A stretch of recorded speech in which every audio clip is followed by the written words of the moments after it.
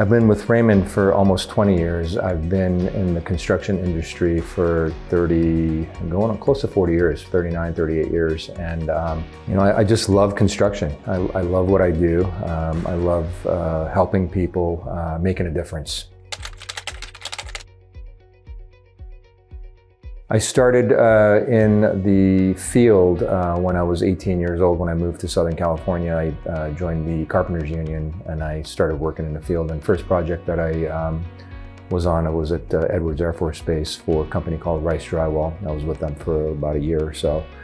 And from there, I joined a company named Martin Brothers out of Southern California as well. And then was with them for about 17 years. And then I joined Raymond after Martin Brothers. Martin Brothers actually started an office here in Las Vegas in 1996. Martin Brothers started in Las Vegas in 1996, and they shut the office in 2004. So that's when I joined Raymond.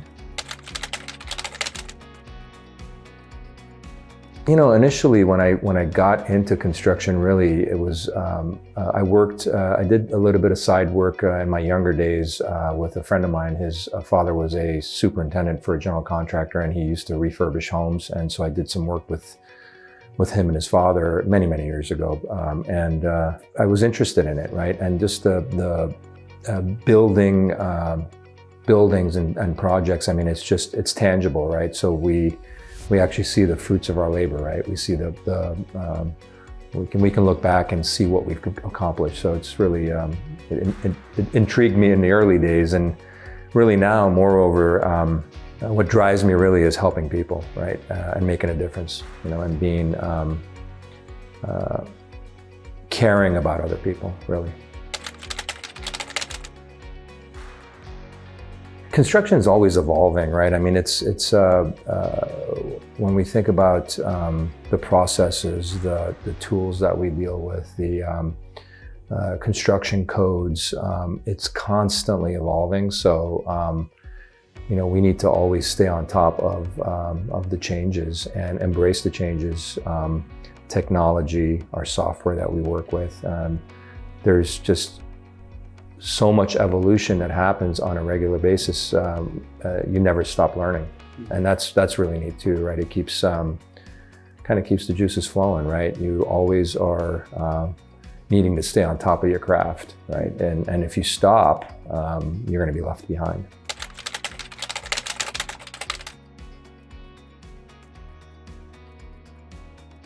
Well, for me personally, I feel that the fact that I spent 13 years working in the field and really understanding what the guys go through on a day in and day out basis, and putting the work in place, doing the work, right? Framing a wall, putting insulation in a wall. I've done all of it. So I feel that's given me a really clean perspective on, you know, what we ask our folks to do, right? And, you know, working in the elements, working in a hot day, you know, what that's all about. Being on site, you know, prior to start time at 6 a.m. and, you know, making sure that you're pulling your weight, you know, and doing what you really need to do. It's not easy, right? It's not easy. And, you know, oftentimes, I mean, there's a lot of people that come into the trades that don't last, right? Because it's just not an easy thing to do. So I've been through that whole process, and I think it's given me a clear perspective, right, of what we do.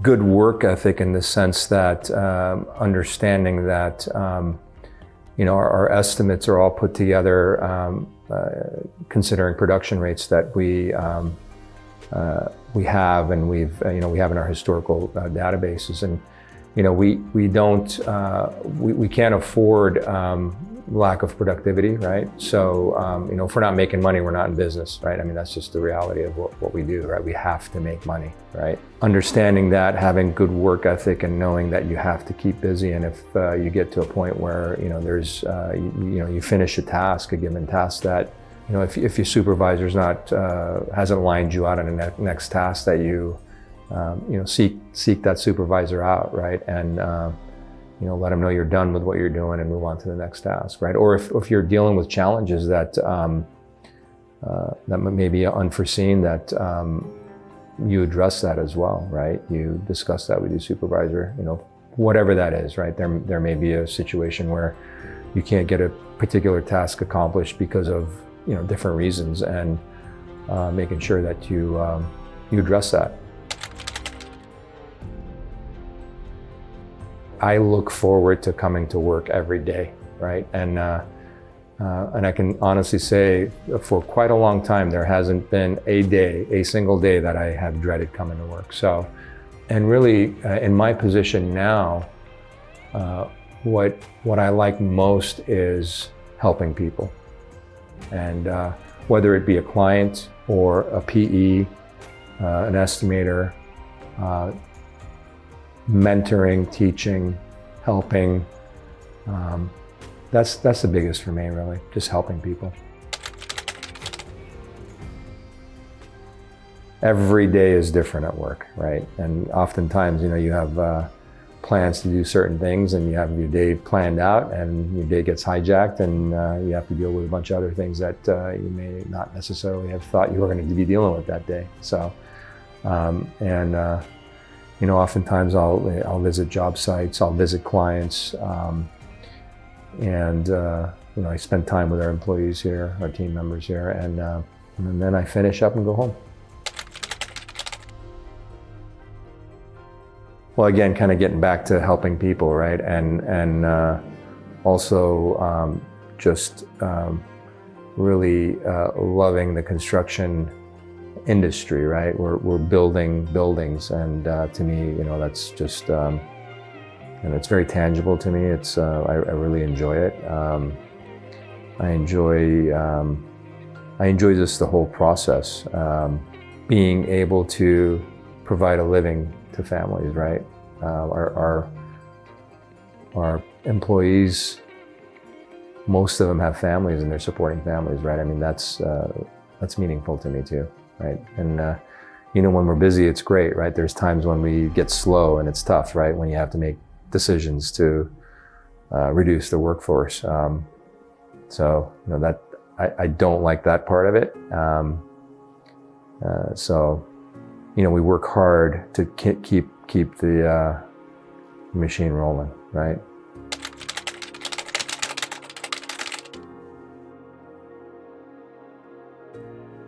Well, we have an incredible safety department, and the safety team does a fantastic job of keeping us informed and sending us emails and sending us information that we need to review, learn. Our superintendents, project manager are required to complete monthly safety reports, which are important. And really, those safety reports, they aren't intended to be just a document and check the boxes and pencil whip those boxes, right?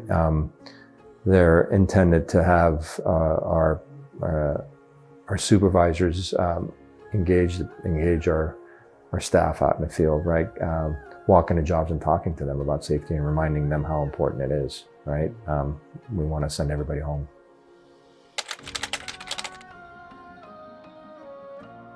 I moved from New York to California, and when I left New York prior to leaving, I tested for the fire department. And when I moved to California and I was living in an apartment in North Hollywood on Oxnard Street, my phone rang, and the fire department tracked me down, and they wanted me to go back to New York and join the fire department. And I didn't really want to go back to New York. I was liking living in California, and I had started down my path of being involved in construction, so I just didn't want to go back. Interestingly enough, right, I mean, things happen, right? September 11th happened, and one wonders if, crossroads in life, and what would have happened if I would have decided to have gone back.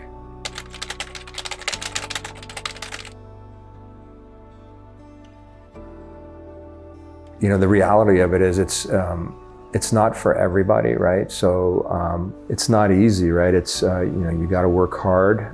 You have to get up early. You got to be on time every day. There really isn't much grace, right? You can't continually be late or, you just, it's not tolerated, right? So, however, on the flip side of it, if you do the right things, the possibilities are amazing. Look at me.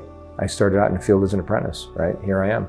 To be noticed is you have to just make sure that you're toeing the line and you're doing what you're supposed to do, right? And you have a good personality and a good attitude, right? And you're able to take direction, listen well, and if things aren't right, if things aren't good, that you're able to communicate that as well, right? And getting back to communication, right? You just have to be able to communicate well.